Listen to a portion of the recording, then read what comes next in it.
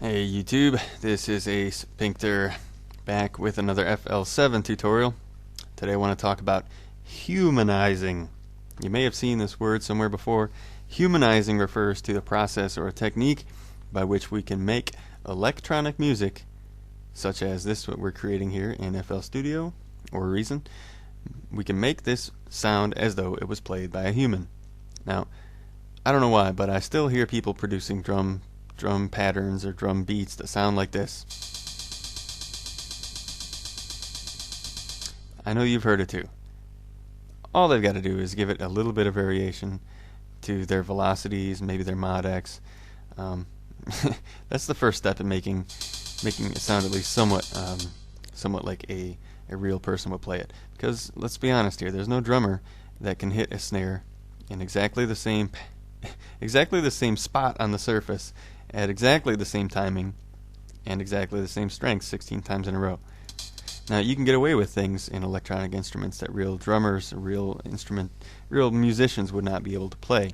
So we've got to kind of be careful what we do and take the extra effort to introduce the inaccuracies that a human being would play or would use. Now if you're producing things like trance and techno, chemical, or certain types of hip hop, you won't need to worry about humanization.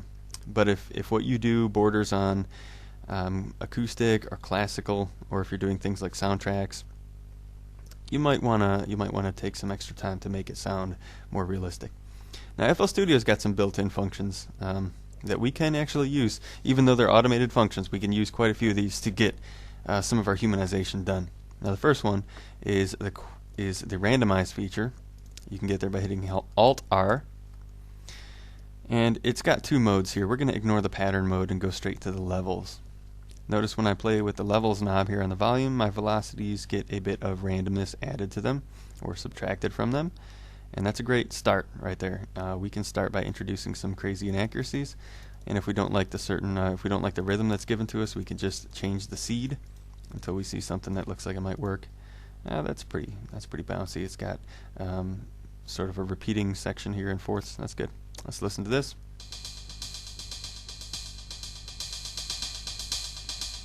That's a pretty good start. Alright, it's sounding more and more like what a human does. Now, for the timing, come to the Quantize feature by hitting Alt-Q. Now, I've got a technique here that I use pretty frequently. This is what I do. Go to the groove templates and choose a rhythm which would have no business being in your song. Now, I don't have anything quantized for thirds. I'm in 4/4 timing. This third beat is completely out of the question for me, so I'm going to choose it. And now what I do is my knob here, the start time knob, this governs how much of an effect this quantization has on my start. Notice if I crank it all the way up, I go from 16 notes down to 12 because everything's perfectly quantized to thirds. But we don't need to go all the way up. We can go just 5 or 10%, just enough to introduce a little bit of inaccuracy. Now, depending on your song, you might want to choose a little bit more. I'm going to go with about 10%. Let's listen to it.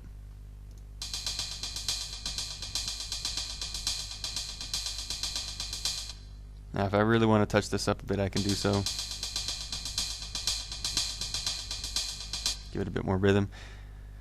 Okay, so that's a pretty easy start to a drum track. You've got to look out for any patterns that look like this all the way across. Get rid of it.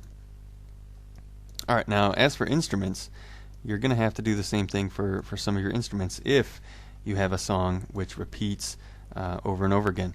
Now this is the main pattern in my song. Sorry.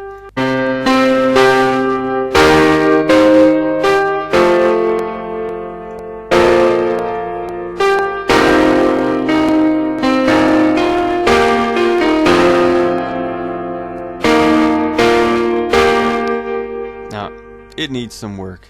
As you can tell, it doesn't sound bad. It's good music all the way across, but it does sound a bit electronic. We don't need that. One of the cool functions for instruments, if you're working with chords, is the strum function. And what this does, here's the Strummizer, is it will sort of look for any quantized notes, and it will let us turn it into a kind of a roll, and at the far end we can turn it into more of an arpeggio. But we don't really need that. We just want a little bit of drift here for our chords. Notice it doesn't affect the main or any single notes. It only affects notes that are timed together. So I'm going to give this about 0.2 of a step. I'm not sure how to read that exactly. And that should do. We can also affect the velocity. Notice that it will either decrease the front or the back of the velocities. And that's kind of a good function there. That'll work. Let's listen to this. Now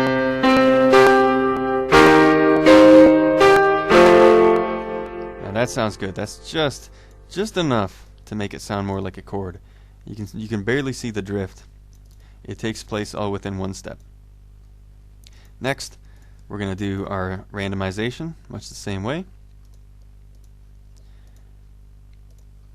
And I'm just going to give it a very slight variation to the velocities. That should do.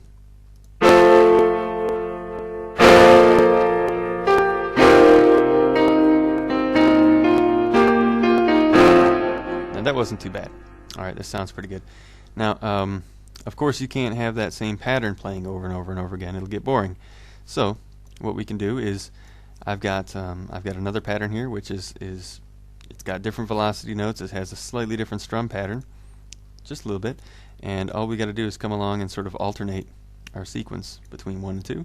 And if I want, I can even make another pattern very quickly just by going to Randomize, choose a different seed, and I'm done. So now I have a third pattern I can use to just break up the rhythm and take away the monotony there. All right. Here's one final trick I recommend you use because it does go a long way toward making your pattern sound more realistic. Having a consistent tempo all the way across. Notice this starts at 121. I'm going to set my main automation channel to be selected. I'm going to choose record and let's play. Now all I do is I'm just going to wait for a beat.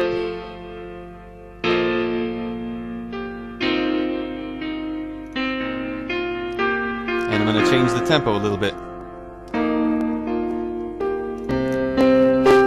Now I've gone from 120 to 124.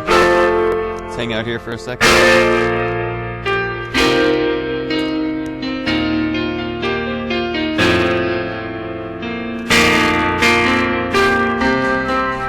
I don't think I want to go any faster than 126.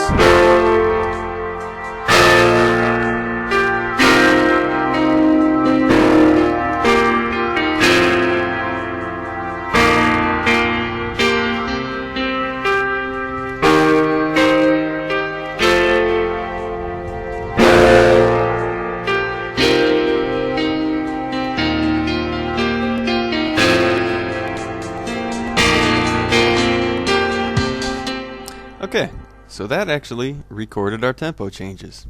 It doesn't look like much of a change. You can see that there are very slight variations here. But you kind of have to, you can put yourself in the conductor's seat, and as long as you make a change relatively close to where the measure ends, where the new beat comes in, it'll be unnoticeable.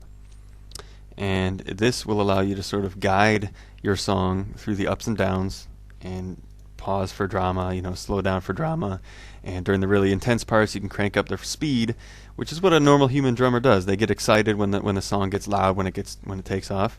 And you'll notice most pop songs with a human drummer have a sort of an up and down push and pull effect. The drummer goes faster some parts, he goes slower some other parts. And we can replicate that pretty realistically using a record on the main automation track and just making some very small tempo adjustments.